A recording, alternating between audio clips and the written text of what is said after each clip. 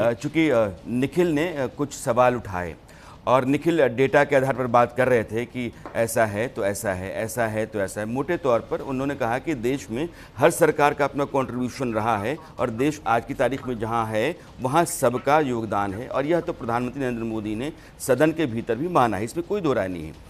मैं जिस चर्चा में आ रहा हूं कि अगर आप देश के प्रधानमंत्री हैं, आपके पास नीतियां बनाने का अधिकार है, देश की बेहतरी तरक्की के लिए आपके ऊपर दायित्व है, जनता ने दे रखा है, तो आप अपनी नीतियों की रफ्तार को, नीतियों पर काम करने की गति को, देश के विकास को आप किस कदर लेकर के जाते हैं, वो आपके लगातार लगे रहने और इंटेंट, इन दोनों को दिखाता है। आंकड़े इसी बात की गवाही देते हैं।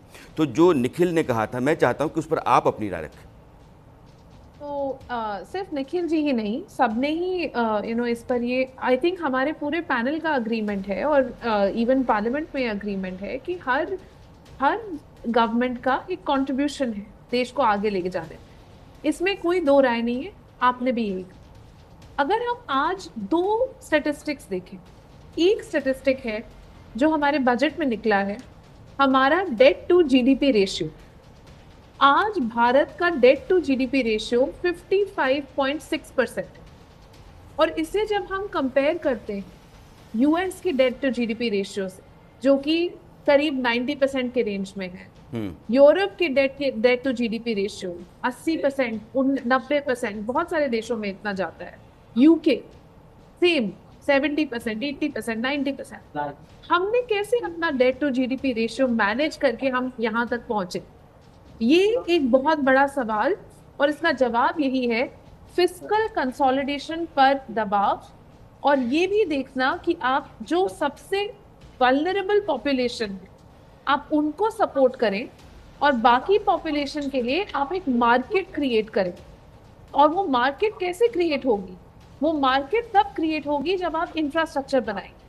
अगर हम सारी अपनी इंपॉर्टेंट स्कीम्स देखें, पीएम गति शक्ति योजना, national logistics policy, industrial corridors program, economic corridors program, हमारा पूरा स्वच्छ भारत मिशन, पीएम आवास योजना, ये सारे प्रोग्राम्स इंफ्रास्ट्रक्चर की नींव पर आधारित हैं, और इन सारे प्रोग्राम्स ने इंफ्रास्ट्रक्चर डिलीवर भी किया है, और इन सारे प्रोग्राम्स के माध्यम से इतने सारे लोग बेनिफिट हुए।